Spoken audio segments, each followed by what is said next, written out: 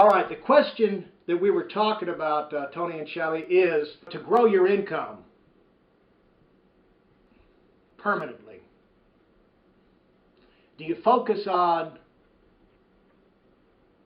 what's the best way? In other words, what's the best way to grow your income? What should your focus be? Should you focus on sales and making money, or should you focus on building your team? See, the trouble with people, when they go for sales, like we were talking about before, if you have a situation and you've got somebody working hard, and let's just say they're let's just say they're making $100,000 a year. They've been able to build a bit with their personal activity. They've been able to get up here, and they've been able to go up there, and they can make $100,000 a year with their personal activity and a little bit of recruiting and training. But now they want to grow. They've maxed out. They're kind of like we were talking about at the school. You max out at everything, and so and also you find as soon as you make $100,000, you immediately develop the ability to spend $125,000. So all of a sudden, the $100,000 is not as much as you thought it was back when you were making $30,000. So you're always wanting to make more. And plus, a lot of times people, when they get entrepreneurs, they don't realize you make $100,000, yeah, but Uncle Sam is going to take a big bite of that. And we keep electing Democrats who are going to take more and more. Sorry, Democrats, sorry. So anyway, Warren Buffett wants us to, pay more taxes, and God bless him. So the thing is that, this guy, this is where he maxed out. That's his natural thing. That's his default. That's where he's going to go back to. Now, rather than have him go, I'm going to try and get it up to 150,000. Okay? So I'm going to go by this month, this day that I arbitrarily pick out. Let's just say maybe this is January 1. January 1st. By January 1st, I want to have a rolling 12 income of 150,000. So I'm going to gut it out. Well, that's great. Or 200,000. I'm going to grow it. Yeah, but the thing is that this. He's going to have a growth surge based off him, unusual effort. After he gets it, he's going to go back down. He said, I did it. Because he doesn't intend to keep working at this level. Because he can. He's already proved that's where he can go. It's only 24 hours. You got 24 hours in the day. And I would refer everybody to these other tapes I've got about the building blocks of growth and the three waves where I get into more detail about this stuff. They're already on YouTube. But you only have 24 hours in the day. So, you spend your time, of that block of time, 24 hours, you spend 85% of your time finding people to talk to and, going to see them. And most salespeople only spend about 15% of their time actually selling, in front of a prospect. So pretty soon you max out. And the only way you're going to grow that is by recruiting more people, going in and having more people that you've recruited that you can train, and they can go out and help you find prospects. And so now you can spend a bigger percentage of your time. And if you recruit more people, you'll find that you can get to where you never prospect. You're spending 100% of your time, in front of clients. You're selling, but you're also training at the same time. So as a result, that 24-hour block of time that you have, this 24 hours, is instead of doing 15% of that on to make money, you're spending 100%, so you make more money. So you can find out this is a way you can consistently grow your income up, and it stays there. So the whole idea is grow your income where it stays there. So the only way I know to do it, Tony, is to go in and, growth comes, the way I always would train is to understand it. You start by recruiting. This adds, this is like putting gas in your tank. You grow your recruiting first. You got people to work with. So that's the first step. Then the second step is you want to come behind that and you want to train these people. You know, the next wave, so that's the first wave. The next wave is training. Now, training is they get their own product, you know, because you got to take care of themselves first. That's how they that's how they really start learning the business. They ask the questions. If it's not good enough for me, it's not going to be good for anybody else. Because if it's going to be good enough for me, I'm going to ask all these tough questions and get sure it's good enough for me. As a result, they get convinced, and so they learn how to present to other people as they get themselves convinced. But in the process, you're starting to make money. Then as you go out, they have people to go see, you know, their prospects, you know, like down here. And so they can find people to go see. So you can, you know, go with them, and now you're spending a higher percentage of your time, you know, training people because they're helping to find people for you.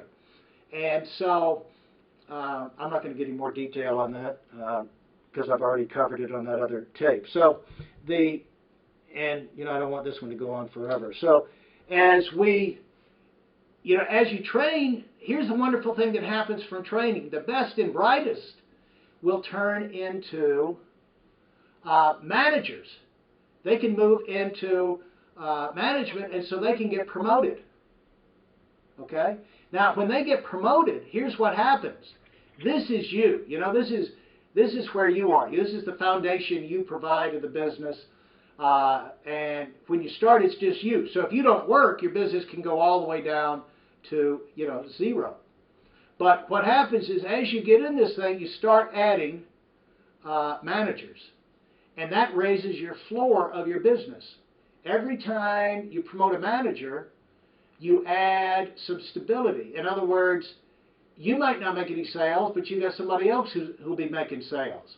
And so every time you make a manager, it raises the floor. For example, if you guys were, you know, several years ago, maybe you had, you know, 5 managers in your team. Well, if you slump there, you would go to a certain point. But right now that you have 50 managers, your floor, let's just say 5 managers, and you had a slump, you might go all the way down here. But if you got 50 managers, the worst you're going to do is here. So as, you know, you're going to be up here and you're going to be producing up in this range, you know. So the higher, what it does is, the more you recruit, that raises a ceiling on the most possible income that you can make. And then the more your managers grow, you know, you keep promoting managers in here. What that does is put the bottom. So your range of production, you know, your sales, like, you know, in a given month, it may be good, may be bad, but it's going to fall into this range. And then when you get more managers and more recruits, it's going to go, you know, the floor, the worse you do, a bit out here, and then the sky's the limit.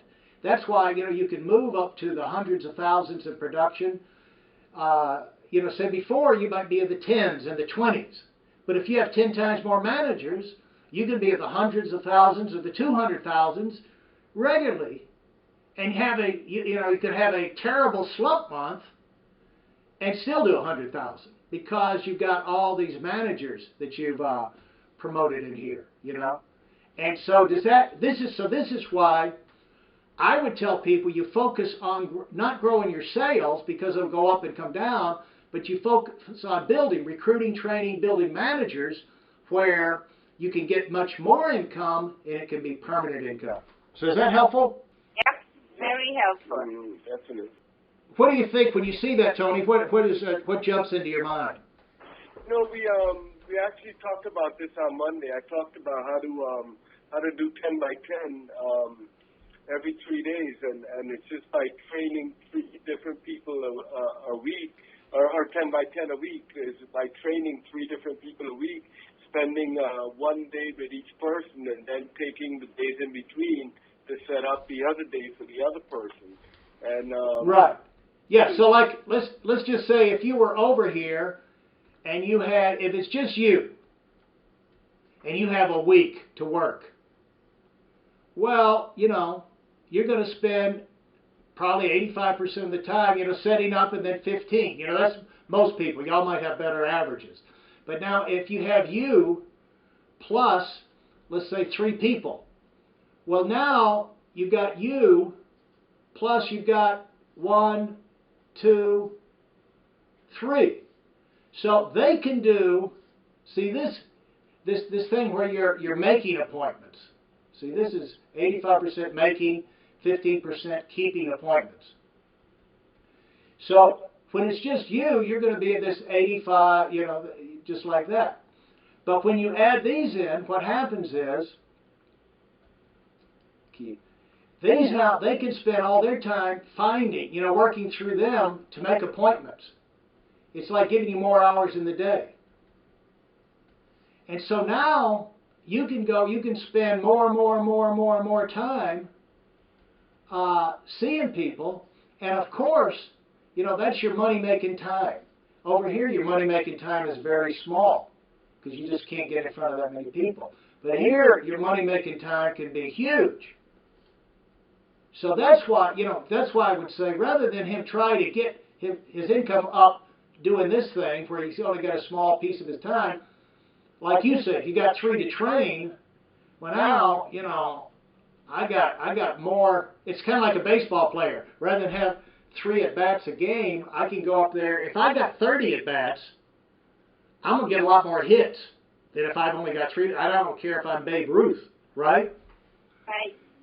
It's just got to work out. So, is that what you're saying, Tony? Right, absolutely.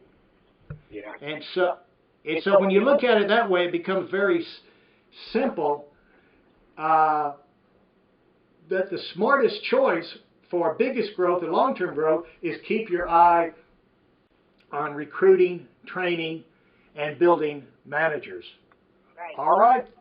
Yeah, Okay. that's so true because we do a conference calls, and what we hear a lot of is, I'm going in the office today to make calls. I'm going prospecting today. And it seems like you hear that every day from them. Yeah. It goes round and round and round. It never ends. They never get ahead. You know what I'm saying? They never, like a dog chasing. We used to call that rocking chair activity. It gives you some. I'm going to write that down, Mr. Weidel. That's a good one. It gives you something to do, but it doesn't take you anywhere. And then when you have a contest, I'm racing towards 100,000. Now you're rocking fast. You're just rocking faster because it's a contest. Right there. You're rocking fast, but you're kidding yourself. I'm really making progress. Look at, I'm sweating now, but you're going nowhere. Stop, Mr. Weidel. You're going to get my stomach hurt. All right, guys. Talk to you later. Thanks.